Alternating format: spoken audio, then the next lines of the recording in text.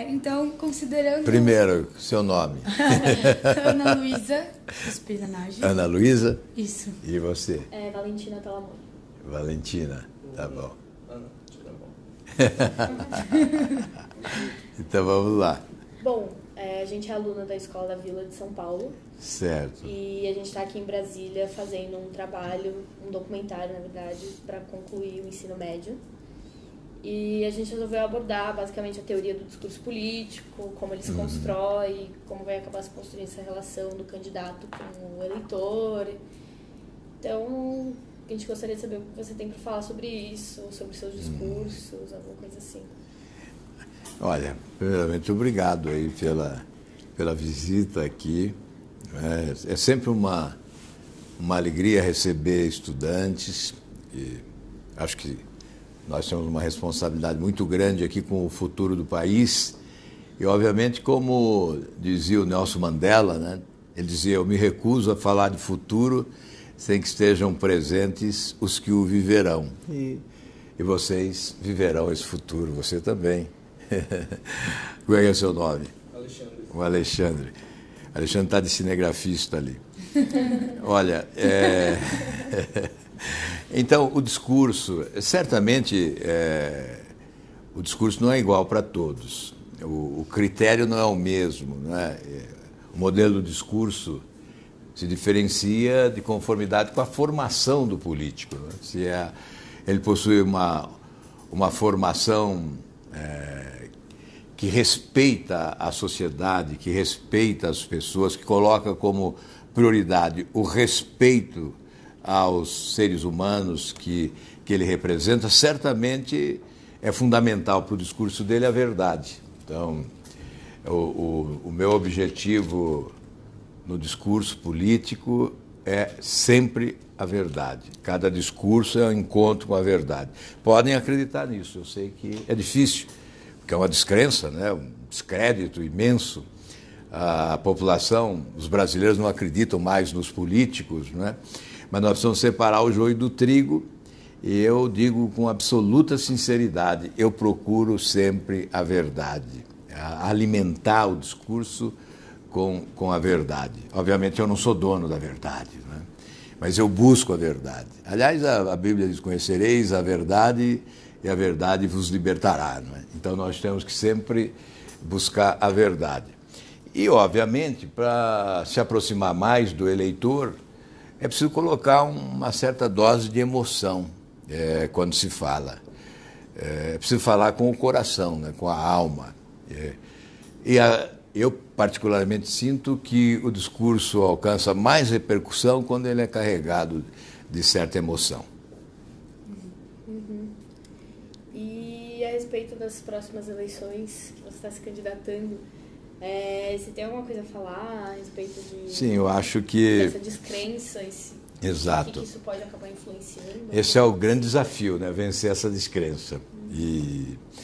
Mas é preciso dizer às pessoas que nós não somos todos iguais, que há justificadas razões para a descrença e os escândalos de corrupção, sobretudo, são responsáveis pela indignação que há na população brasileira em relação aos políticos. Mas nós temos que considerar que o melhor dos regimes é o regime democrático. E certamente o regime democrático exige a política, e na política os políticos. Então, é inevitável essa convivência na democracia dos cidadãos com os políticos. E o estabelecimento de uma relação inteligente e civilizada é essencial. Em relação a essa eleição, eu considero a mais importante eleição desde a redemocratização do país. Então, as pessoas lúcidas, as pessoas conscientes, devem exercer protagonismo. Contribuir para que a escolha seja a mais feliz possível, porque uma escolha infeliz será a reedição dessa tragédia que nós estamos vivendo, que é a causa da descrença. Então nós vamos realimentar a descrença se nós formos infelizes na escolha. Por essa razão, eu considero muito importante a participação de vocês, a participação de todos os jovens com a sua inquietude, com a sua irreverência, com o seu espírito crítico, contribuindo para que a escolha possa ser a mais adequada possível. Bom, ainda falando sobre essa relação do eleitor com você, você acha que a representatividade, como você passa essa representatividade que é necessária para eles votarem, como você faz para expor as suas ideias de uma maneira que seja compreensível e atinge várias pessoas, Exato, influencia também? Vocês estão falando da linguagem, né, do discurso político, né? E realmente esse é um ponto essencial. Eu muitas vezes sou cobrado, olha, você tem que falar mais simples para as pessoas entenderem. Então, na verdade, é uma arte. Nós não podemos, diante de determinadas plateias, né, simplificar demais o discurso, senão fica a impressão de que você não tem o preparo suficiente para representar aquele público que está ali à sua frente naquele auditório. Mas, de outro lado, você tem que fazer com que as pessoas entendam. E muitas vezes uma parte da população não teve oportunidade do aprendizado, da busca do conhecimento, de frequentar uma universidade, para entender perfeitamente tudo aquilo que se coloca, mesmo com linguagem às vezes mais técnica, mais sofisticada. Então, nós procuramos, dependendo da plateia, exercitar determinado tipo de linguagem, facilitando o entendimento.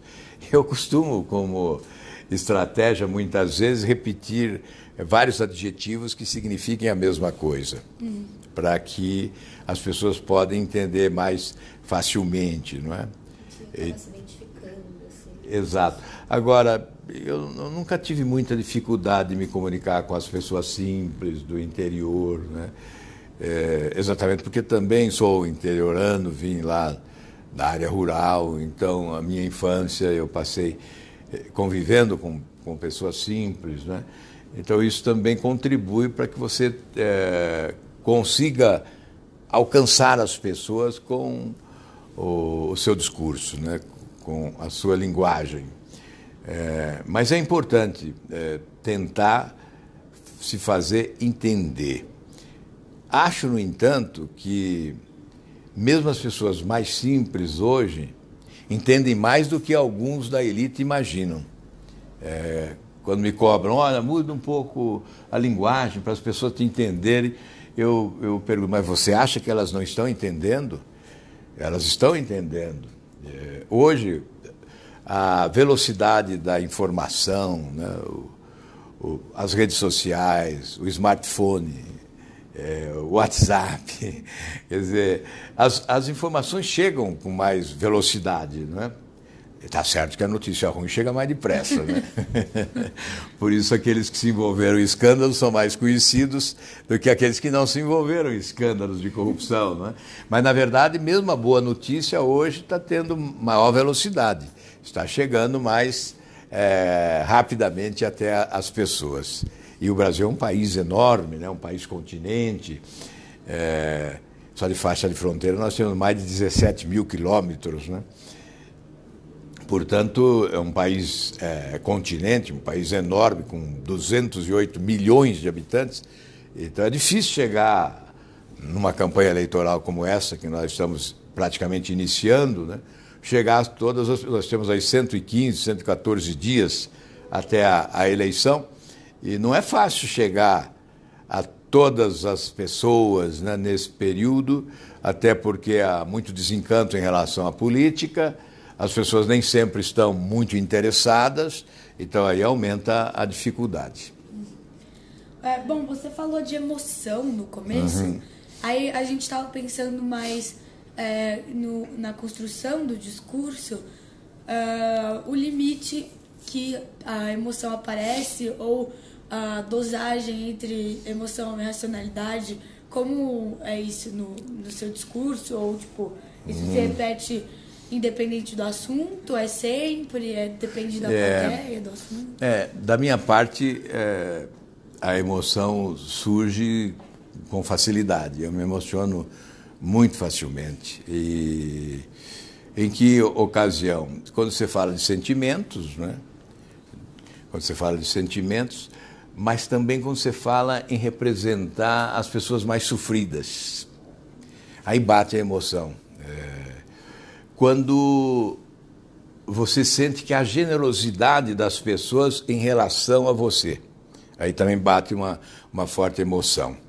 Por exemplo, eu fiz quase 80% dos votos do Paraná na última eleição de senador. Foi uma votação histórica. Obviamente, eu tive dificuldade de resistir à emoção sempre que falei disso logo após as eleições. Recentemente, em São Paulo, em uma palestra, num auditório de elite, pessoas da elite, mas eu comecei a falar da expectativa que tem a população sofrida, a população pobre. Nós temos mais de 52 milhões de brasileiros abaixo da linha da pobreza e passei a mostrar o contraste que existe entre a fortuna, a riqueza de alguns e a pobreza de muitos. E aí eu me emocionei, exatamente porque naquele momento eu refleti sobre a grande responsabilidade que estava assumindo, de corresponder à expectativa dessas pessoas mais sofridas, né? Entendendo que um governante deve estar em primeiro lugar onde está o sofrimento da população.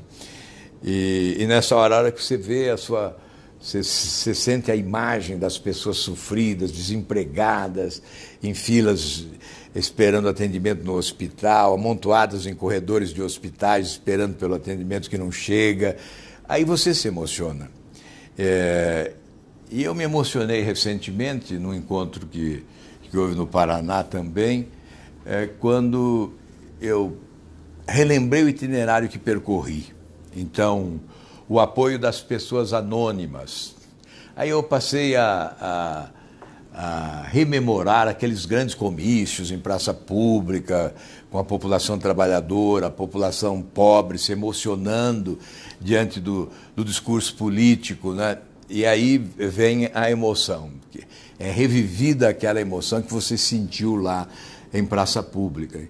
Então, esses são os valores da emoção que se fazem presentes, muitas vezes, no discurso político, e com absoluta sinceridade. Não há necessidade, da minha parte, de nenhum esforço para que a emoção chegue, e muitas vezes eu tenho até dificuldade de conter a emoção para poder continuar a narrativa que tem que fazer. Não, pode fazer. Com relação aos seus discursos, que você fala que às vezes pedem para você se controlar, usar uma outra linguagem, é você mesmo que elabora eles? Isso que eu ia ou pensar. às vezes... Eu não gosto de fazer discurso lido, né? Aliás, às vezes a assessoria escreve um discurso e eu acabo não usando, porque aprovamentos, né? Para lembrar, mas eu prefiro fazer o discurso autêntico. Acho que fala mais alto, né? Quando você fala do próprio coração, você fala refletindo na hora. Tanto é que eu sinto que às vezes as melhores frases que eu pronuncio em discurso, elas surgem no momento, repentinamente, são absolutamente de improviso, né? As melhores frases que eu já pronunciei em discurso certamente foram de improviso. E muitas vezes a inspiração vem da emoção, né? Há uma transferência, né, do coletivo para o pessoal. Eu acabo recolhendo a emoção de quem está muitas vezes à frente ouvindo e até aplaudindo, né? Aí você recolhe a inspiração daquela emoção e acaba produzindo as melhores frases. Eu ia perguntar mais sobre o repertório do político, mas a personalidade do político influencia muito no quanto ele passa a representatividade ou no quão impactante é o discurso dele. Sem dúvida.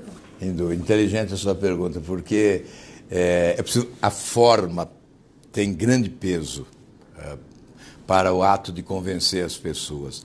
A forma do discurso, não só o conteúdo. É claro, o conteúdo é importante, mas conteúdo sem forma acaba comprometido. Então, você acaba não atingindo o objetivo. Então, se você consegue somar o conteúdo importante com uma forma adequada, aí você atinge mais.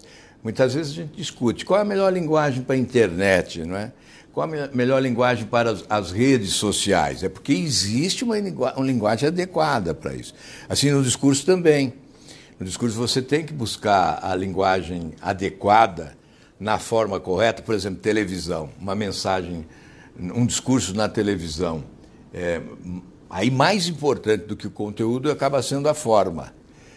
Porque se você tem conteúdo, mas não tem uma forma adequada, você acaba perdendo a atenção do telespectador.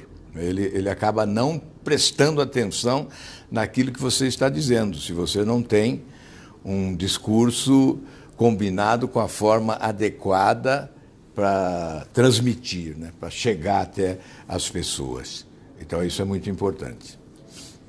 Agora o estilo, a postura, é que eu fui me lembrando, né?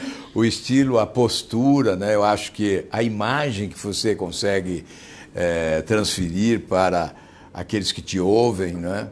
Tudo isso tem importância, isso soma para o convencimento. Agora, pensando mais que você vai se candidatar, eu queria saber qual é o papel do discurso ou dos discursos para a campanha eleitoral. Olha, é o caminho para você convencer as pessoas de que a sua proposta é adequada e que ela pode se tornar fundamental para o futuro. Eu venho nesta campanha com a missão de convencer o Brasil de que é possível romper com esse sistema atual, com esse sistema de governança que há no país e com esse sistema político. Eu chamo isso de refundação da República, né? E eu tento convencer as pessoas que refundação da República não é apenas uma frase, não é um slogan de campanha, é um sentimento, é uma aspiração, é uma necessidade, porque eu tento convencer os brasileiros de que se nós mantivermos esse sistema, o Brasil não vai alcançar o progresso que pode alcançar, não vai alcançar os índices de crescimento econômico compatíveis com as suas potencialidades e com a grandeza da sua população. Então, eu considero essencial substituir esse sistema, então, esse sistema de governo, né? E, é claro, tem pessoas que dizem, é impossível. Isso interessa aos políticos, a manutenção desse sistema. É verdade, muitos políticos só sobrevivem à custa desse sistema. Eu chamo de chupins da República, né? Que se aproveitam do sistema, que é uma minoria que governa e explora o esforço de toda a população para preservar os seus interesses, os seus privilégios, os seus elitismos. Então, a substituição desse sistema, para muitos, é impossível. Para mim, não é. Não é porque eu acho que a população apoia. E quem tem o apoio da população supera todas as dificuldades. Convence o Congresso também. Por que eu acredito? Porque se não acreditasse nisso, eu não estaria aqui. Porque certamente não seria candidato. Porque eu não acredito no futuro do Brasil com esse sistema. Então, por isso, a substituição desse sistema é a prioridade da minha proposta de campanha. E eu tento convencer as pessoas, explicando, não é, de conformidade com as possibilidades, tentando traduzir isso, como isso vai refletir na vida de cada um, não é? O que isso vai significar na área da educação, por exemplo, o que pode significar em matéria de segurança pública, né? Então eu passo a dizer, precisa fazer essa reforma enxugando o Estado, porque quanto maior for o governo, menos creche, menos escola, menos posto de saúde, menos policial na rua. Então, explicando que é preciso reduzir o tamanho do governo, o tamanho do Estado, né, para que sobre dinheiro para aplicar nessas questões que são essenciais para a população. Então, tentar explicar isso é a nossa missão, né, na campanha. Uma coisa sobre os políticos, os seus colegas de trabalho, você pensa ou lembra de algum político que tem um discurso muito forte, uma oratória muito marcante para você, ou até para a população, que você se lembra? Deixa eu ver se eu me lembro. Olha, nós tivemos vários períodos da história, e houve um período da redemocratização. Vocês aí não tinham nascido, né? Em que nós nos reunimos num único partido chamado MDB, que era o partido de oposição, e que enfrentava o autoritarismo, né, que era o governo autoritário.